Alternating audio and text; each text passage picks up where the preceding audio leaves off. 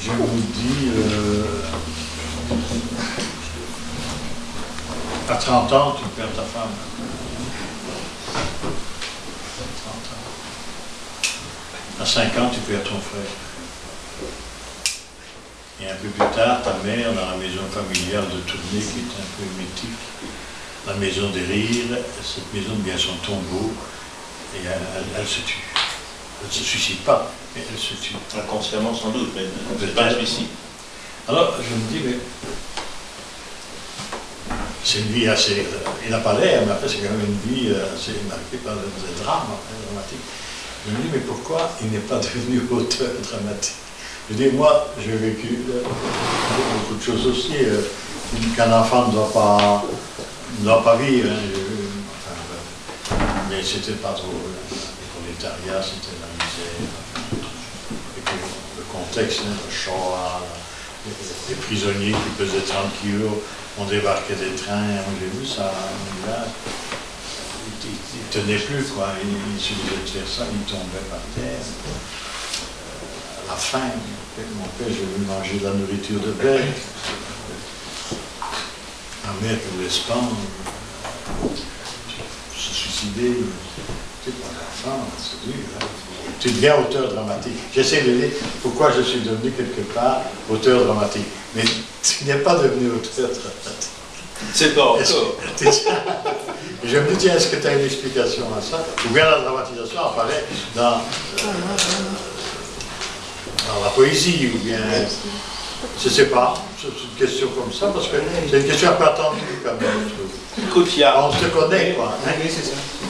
Il y a 2 ou 3 éléments de réponse. Je pense que dans l'après-guerre, et à Tournai en plus, parce que je suis tournaisien, la poésie avait une place particulière, enfin encore très dominante. Et en plus, j'avais connu Bonnefoy, enfin bon, donc la poésie continuait d'apparaître comme étant l'art majeur. Dans cette ville, isolée dans l'histoire, qui s'est totalement enfermée dans sa destruction, qui ne s'est jamais vraiment refaite.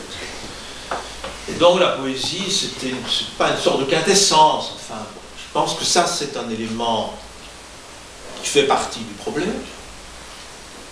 Et qu'en plus, c'était quand même un élément largement partagé à l'intérieur du royaume, peut-être un peu moins en Flandre, où la poésie et le théâtre continuaient d'être plus importants que le roman, étant entendu 2 choses, que le roman bien ne pouvait être que français. Il faut quand même savoir qu'on a été élevé dans la haine de la culture de notre pays. Et 2, il y avait en fait la prose, mais qui n'était pas littérature, qui n'était pas considérée comme littérature. C'était Arthur Masson. Il y avait Arthur Masson partout, Toine Culot. Il y avait évidemment la BD, Tintin. Et puis il y avait le fantastique, le policier, mais enfin c'était pas mal rôle. La bête ne pouvait pas être. Donc, il y a quand même ce contexte. Cela dit, le théâtre me hante depuis longtemps, puisque 77-78, j'ai commencé une pièce, un scoop, en bord de mer du Nord, le prince régent Charles et Guillaume de Nassau, dit le taciturne, dialogue sur l'histoire des anciens Pays-Bas, de la Belgique, tout ça. Oui, c'est un drôle de truc. Le régent, vous savez qui c'est? Le frère de Léopold III qui a régné en 1940. Enfin, qui a régné à la place de son frère en 1944. Avec le... Donc, il y a eu ça.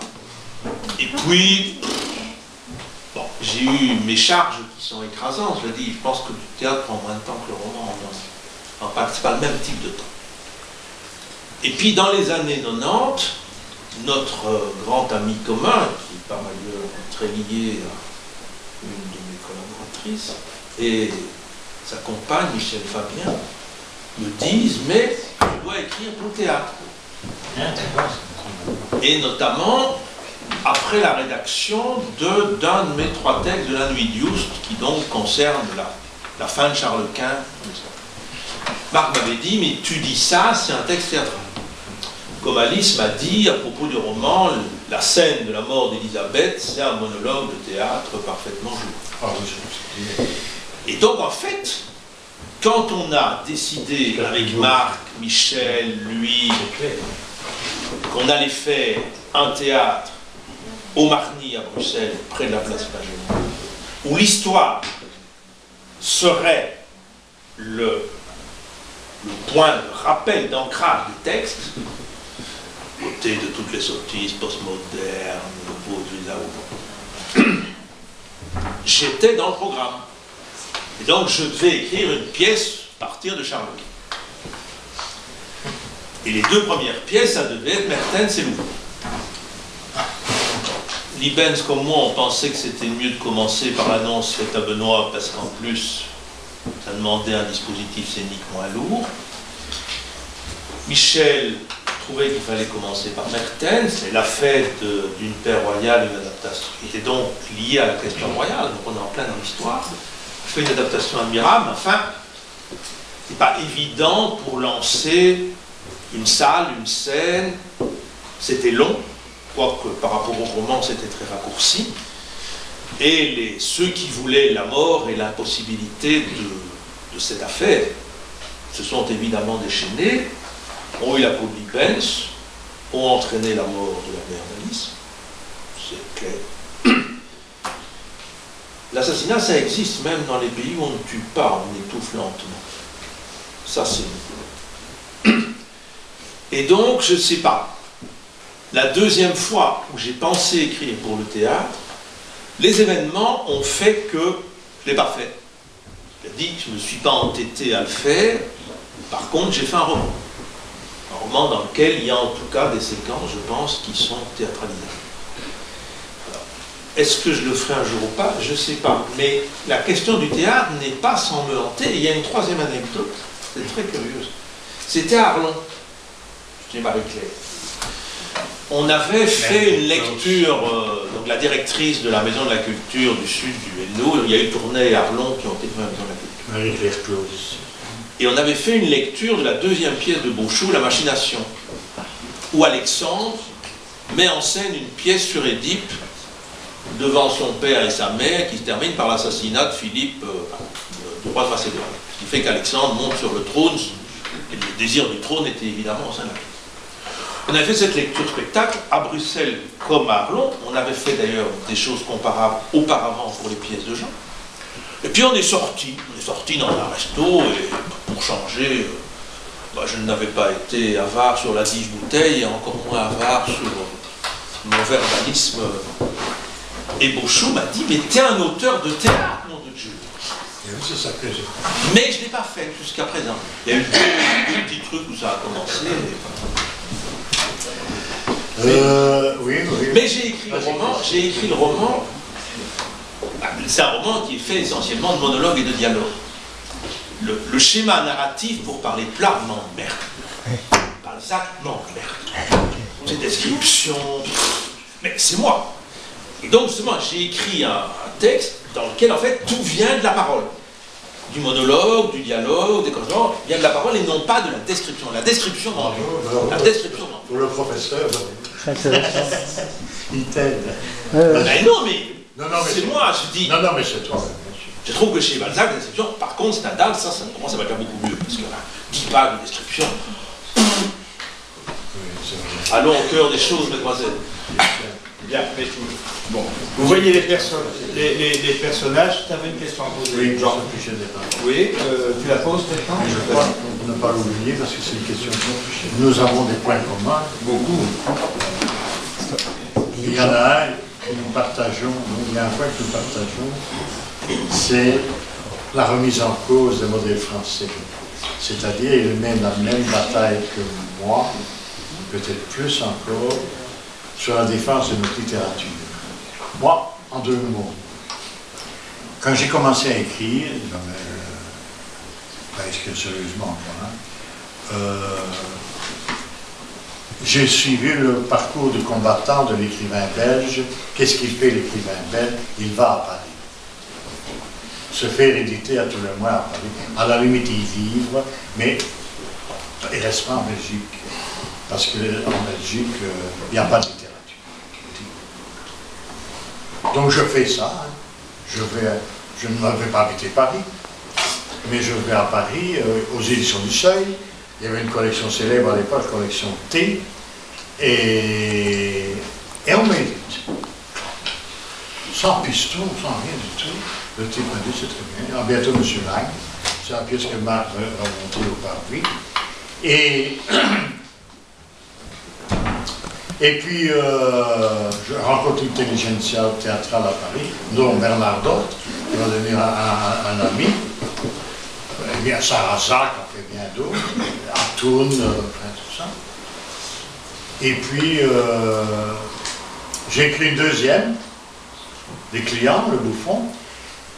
Et comme la collection au Seuil s'arrête, parce qu'elle fait faillite, parce qu'il vendait ça beaucoup trop bon marché, on lui avait dit, l'éditeur vendait ça. Bref, je vais chez Christian Bourgois, qui est tout grand éditeur sur la place de Paris, et publie.